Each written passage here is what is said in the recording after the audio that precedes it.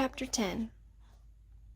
"I go in here, Jonas," Fiona told him when they reached the front door of the House of the Old, after parking their bicycles in the designated area. "I don't know why I'm nervous," she confessed. "I've been here so often before." She turned her folder over in her hands. "Well, everything's different now," Jonas reminded her. "Even the nameplates on our bikes," Fiona laughed. During the night, the nameplate of each new 12 had been removed by the maintenance crew and replaced with a style that indicated citizen in training. "I don't want to be late," she said hastily, and turned up the steps. "If we finish at the same time, I'll ride home with you." Jonas nodded, waved to her, and headed around the building toward the annex, a small wing attached to the back. He certainly didn't want to be late for his first day of training either. The annex was very ordinary, its door unremarkable. He reached for the heavy handle, then noticed a buzzer on the wall. So he buzzed instead. "Yes?" the voice came through a small speaker above the buzzer.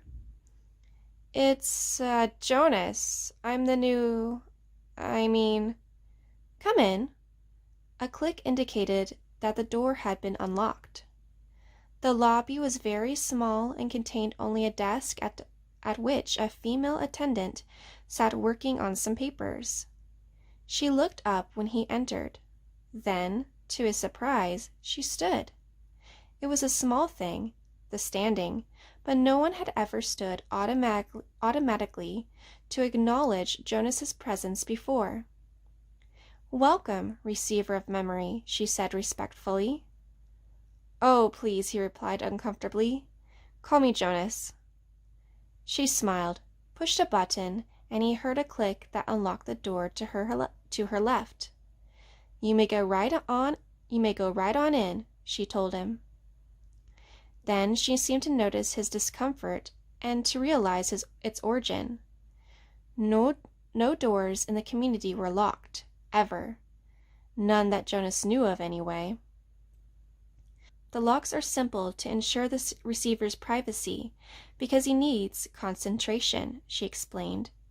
"It would be difficult if citizens wandered in looking for the Department of Bicycle Repair or something." Jonas laughed, relaxed a little. The woman seemed very friendly, and it was true. In fact, it was a joke throughout the community that the Department of Bicycle Repair, an unimportant little office, was relocated so often that no one ever knew where it was. "There's nothing dangerous here," she told her. "There's nothing dangerous here," she told him. "But," she added, glancing at the wall clock, "he doesn't like to be kept waiting." Jonas hurried through the door and found himself in a comfortably furnished living area. It was not unlike his own family unit's dwelling. Furniture was standard throughout the community. Practical, sturdy, the function of each piece clearly defined. A bed for sleeping, a table for eating, a desk for studying. All of these things were in the spacious room, though each was slightly different from those in his own dwelling. The fabrics on the upholstered chairs and sofa were slightly thicker and more luxurious. The table legs were not straight like those at home, but slender and curved, with a small carved decoration at the foot. The bed, in an alcove at the far end of the room, was draped with a splendid cloth embroidered over its entire surface with intricate design. But the most conspicuous difference was the books. In his own dwelling, there were the necessary reference volumes that each household contained. A dictionary, and the thick community volume which contained descriptions of every office, factory, building, and committee. And the book of rules, of course. The book in his own dwelling were the only books that Jonas had ever seen. He had never known that other books existed. But this room's walls were completely covered by bookcases, which reached to the ceiling. There must have been hundreds, perhaps thousands of books, their titles embossed in shiny letters. Jonas stared at them. He couldn't imagine what the thousands of pages contained. Could there be rules beyond the rules that govern the community? Could there be more descriptions of offices and factories and committees?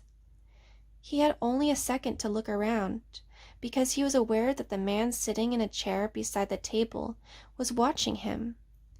Hastily he moved forward, stood before the man, bowed slightly, and said, "I'm Jonas." "I know. Welcome, receiver of memory." Jonas recognized the man.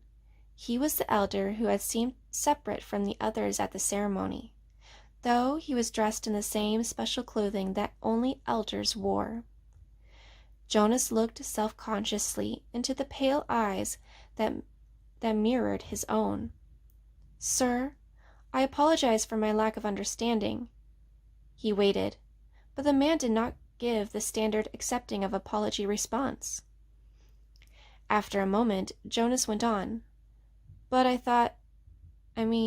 think," he corrected, reminding himself that his precision of language, were ever to be important, it was certainly important now in the presence of this man, "that you are the receiver of memory. I was only selected yesterday. I'm not anything at all. Not yet." The man looked at him thoughtfully, silently. It was a look that combined interest, curiosity, concern, and perhaps a little sympathy as well. Finally he spoke. "Beginning today, this moment, at least to me, you are the receiver." "I've been the receiver for a long time, a very, very long time. You can see that, can't you?"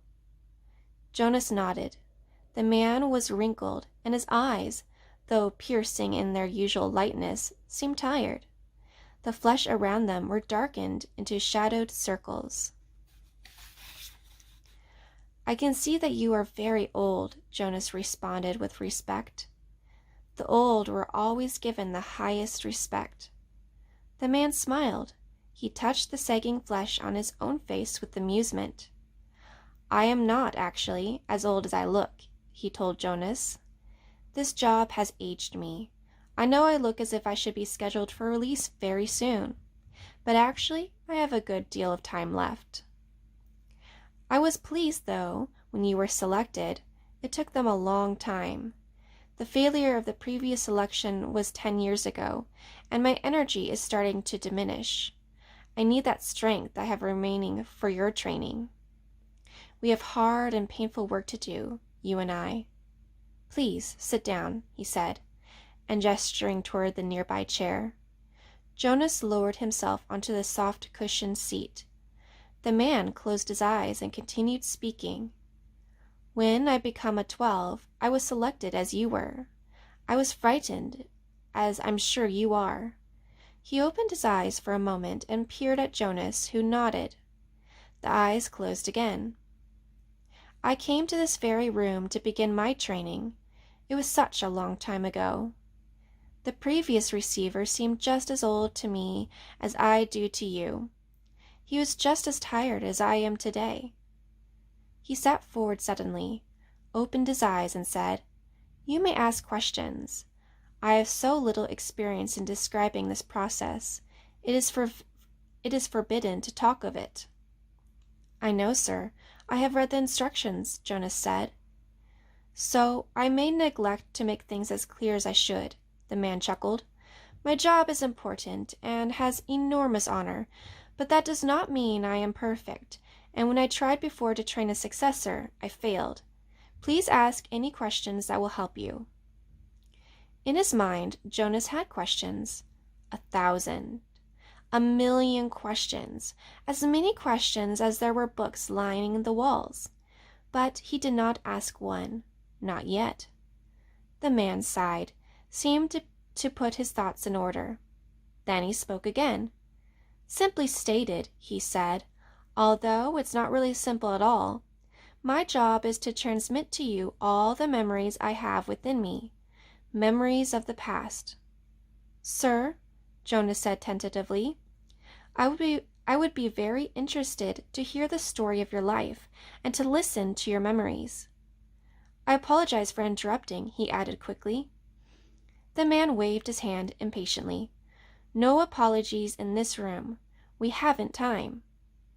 Well, Jonas went on uncomfortably aware that he might be interrupting again. I am really interested. I don't mean that I'm not, but I don't exactly understand why it's so important. I could do some adult job in the community, and in my recreation time I could come and listen to the stories from your childhood. I like that, actually, he added.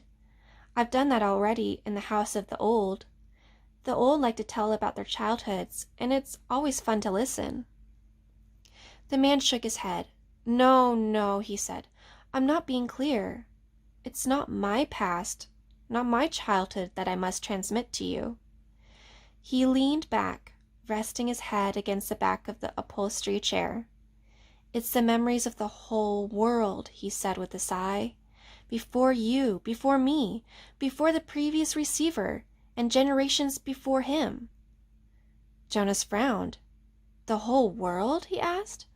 I don't understand. Do you mean not just us? Not just the community? Do you mean elsewhere too? He tried in his mind to grasp the concept. I'm sorry, sir. I don't understand exactly. Maybe I'm not smart enough. I don't know what you mean when you say the whole world, or generations before him. I thought there was only us. I thought there was only now. There's much more.